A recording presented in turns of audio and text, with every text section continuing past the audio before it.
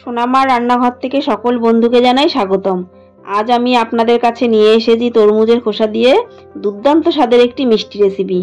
কি বন্ধুরা, নিশ্চয়ই আপনাদের খুবই অবাক লাগছে ফেলে দেওয়া তরমুজের খোসা দিয়ে কি করে মিষ্টি তৈরি হয়। তাই ভিডিওটি না টেনে দেখতে থাকুন কিভাবে আমি রেসিপিটি তৈরি করছি। বন্ধুরা, এই হলো ফেলে দেওয়া তরমুজের খোসা। এবার খোসার সবুজ অংশ আমি ভালো করে ছুলে নেব। ইউটিউব থেকে যারা এই ভিডিওটি দেখছেন তাদের আমার চ্যানেলটিকে সাবস্ক্রাইব করার অনুরোধ রইল। আর যারা ফেসবুক প্রোফাইল থেকে দেখছেন তারা আমার প্রোফাইলটিকে অবশ্যই ফলো করে দেবেন।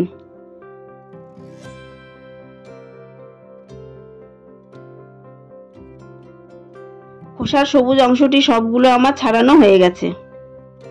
এবার চাকু দিয়ে খোসার সাইডগুলো কেটে বাদ দিয়ে চৌকো শেপে কেটে নেব।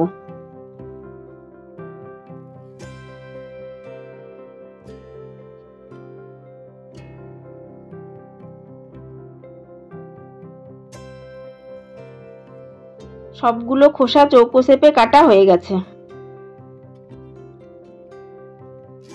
এবার খোসার দু পিঠ কাঁটা চামচ দিয়ে ছিদ্র করে নেব।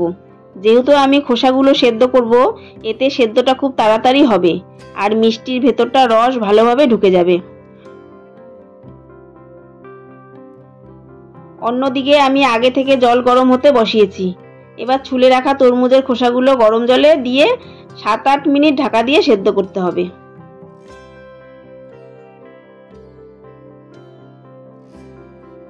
সাত আট মিনিট পর খোসাগুলো খুব ভালোভাবে সেদ্ধ হয়ে গেছে। এবার তুলে জল ঝরিয়ে নেব।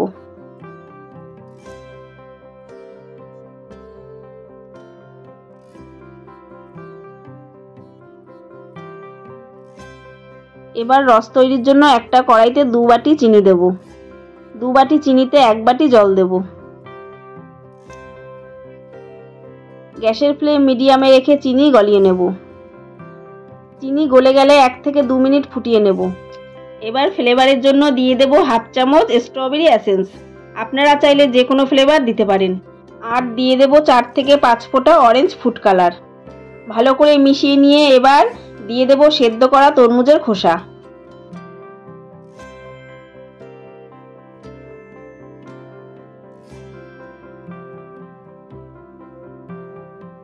এবার ঢাকা দিয়ে রসের সাথে 5 থেকে 7 মিনিট সেদ্ধ করে নেব।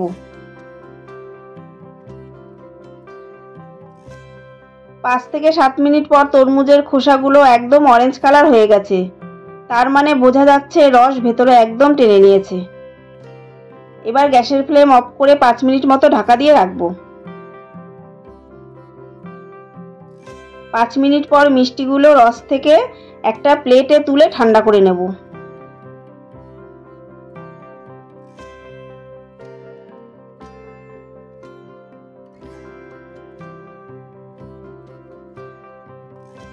এবার মিষ্টিগুলো নারকেলের পাউডারে একটা একটা করে কোট করে নেব। আপনারা চাইলে নারকেলের পাউডারটা স্কিপ করতে পারেন। বন্ধুরা, তরমুজের খোসা ফেলে না দিয়ে এভাবে মিষ্টি বানিয়ে নিতে পারেন। খেতে দুর্দান্ত টেস্টি হয়। এই রেসিপিটি বানাতে এতটাই সহজ, আপনারা যে কেউ ঘরে বানিয়ে নিতে পারবেন। বন্ধুরা, ভিডিওটি কেমন লাগলো কমেন্টে অবশ্যই জানাবেন। আশা করছি আপনাদের ভীষণ ভালো লেগেছে।